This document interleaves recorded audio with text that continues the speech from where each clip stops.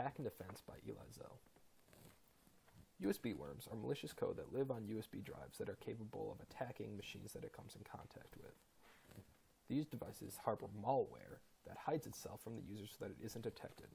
The malicious code will copy itself onto the machine and eventually try to root itself on it, so that once a computer has access to this malware, it will exploit a vulnerability that escalates its privileges. Some words created by the NSA can bury themselves so deeply in a machine that only reinstalling the operating system can get rid of them. And when your system that is infected by a USB worm encounters another USB drive, it will copy itself from the computer onto on that drive so that it's able to propagate even farther. USB worms can potentially infiltrate machines that don't have access to the internet. Computers with no outside connectivity are called air-gapped. In theory, air-gapped computers are supposed to be incredibly secure because they can't be infected through traditional means. However, USB worms exploit a side channel. The physical security of the computer is compromised when an unknowing person plugs in a malicious flash drive. An example of a vulnerability against Windows 10 is an auto-run file. An auto-run file can be included in a flash drive that will automatically execute this launch batch file when it is plugged into the computer.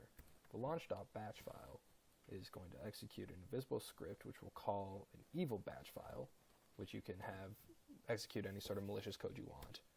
And this is the contents of the invisible script so that you can include all three of them in your flash drive, make them invisible so that they're not easy to detect. However, this is no longer exploitable because Windows has disabled this auto-run feature. An example of a USB worm is the Stuxnet virus. Stuxnet was a computer worm that was intended to sabotage the Iranian nuclear program.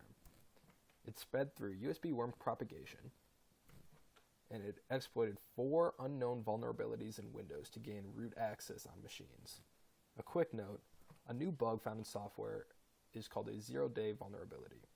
They are potentially very powerful if they are used in an OS because it is unknown and can be used for an exploit. Once a zero-day bug is used, hopefully people will begin to work on a solution, and then eventually a patch can come out that will prevent that vulnerability from being used in the future. Stuxnet operated with a command and control structure, so the data that it found, it could send back to servers so that its creators could examine the information that it had. And it used fake authentication certificates so that the Windows operating system would trust the malicious software. A little bit more on this. Every process on your machine has information about who authenticated that code. For instance, Spotify has a certificate signed by DigiCert, which essentially says that this process is legitimate and can be trusted. Stuxnet faked this authentication by stealing real certificates from 2 certified organizations. That way, it could appear to be a legitimate process while still being malicious software. Discovery. Stuxnet was first discovered by a security company in 2010 because the worm spread to some unintended targets and attracted attention. At the time, it contained about 150,000 lines of code, which is enormous for malware. When it was exposed, the virus used a self-destruct action and erased itself from the systems it infected. The size and complexity of the virus made leading security experts like the Kaspersky Lab conclude that the attack must have been from a state-sponsored actor. And while it is accepted that Israel and the United States collaborated on it, it can be inferred that there was a targeted attack against Iran because a large share of the infected computers resided in that country. The virus sabotaged a certain software called Step 7, which controlled the centrifuge actions on the uranium enrichment process in Iran's nuclear program. While people were dumbfounded by the existence of Stuxnet, it was the first of several mega malware worms to be found in the last several years. In 2012, another USB worm, Flame, was discovered by the Kaspersky Lab. It shares many similarities to Stuxnet and has the ability to stealthily propagate by USB and is the complexity of about 10 times the size. Just as before, many security professionals concluded that it must have originated from a state-sponsored actor because of its complexity. However, it can also propagate via local network transmission as well as USB drive. Flame conducted cyber espionage by recording audio from infected machines, recording Skype calls, tracing keystrokes and network traffic in addition to other things. Its purpose was to spy on its infected targets and gather information.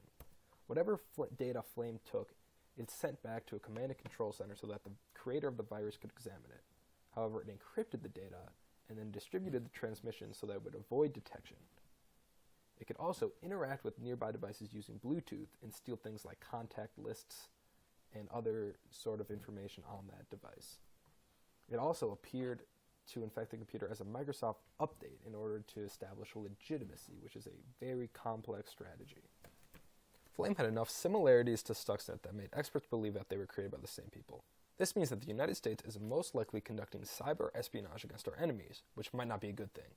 If our government has the capabilities to spy on other people, they could easily be conducting a similar operation on its citizens. Just because Flame and Stuxnet were created by the United States does not mean that there aren't other foreign entities that are doing the same thing. Many countries like Russia, China, Israel, and more have the capabilities to launch a cyber weapon of this magnitude. Many of us could be infected at this moment without even knowing it. There's another kind of USB vulnerability that I would like to touch on quickly. A rubber ducky is a USB device that you can buy on Amazon that disguises itself as a different kind of device. It can appear to your machine as a keyboard and trace keystrokes or execute scripts. However, a rubber ducky is a little easier to protect against because they need to be plugged into a machine to exploit it. So I've explained some major threats that USB worms present, but how are we supposed to defend against something as versatile as Flame? One easy thing to do is use USB devices that you completely trust in your machine. If you find a USB on a table, it might not be wise to check its contents because it could be harboring malicious software. While it seems very restrictive, it's also not really practical either. As we've discussed in class, we should strive to find a balance between security and convenience. The only way to truly defend against all USB worms is to not use USB devices at all, which is a major inconvenience and difficult to do in practice. Another thing you can do is keep your devices updated. Software companies will periodically come out with patches that will defend against known vulnerabilities. By keeping up to date, you can be sure that your defenses are state-of-the-art. Lastly, it is important to know who you're trying to defend against. In the case of the more powerful worms like Flame, it's not really easy to ensure that you don't get infected. State actors who conduct these sorts of attacks are very difficult adversaries to beat. Even isolated air-gapped computers can be hacked with this sort of technology. My best suggestion would be to restrict all incoming data to your machine to a single trusted driver that you can be sure isn't vulnerable. Still, is it worth the effort to combat something as strong as the NSA by limiting yourself so much? You must operate under the assumption that your adversary, whomever it may be, will have to invest enough time and money to overcome your defenses. If you're defending against someone as powerful as the NSA, it's probably not worth the effort because you are outmanned and outgunned. However, being cognizant of what you connect to your computer is something that you can use to defend against most USB attacks and provides a high ratio of defensive value to effort exerted. Now I'm going to show a demo of how to craft a USB exploit against Windows 10 using Metasploit.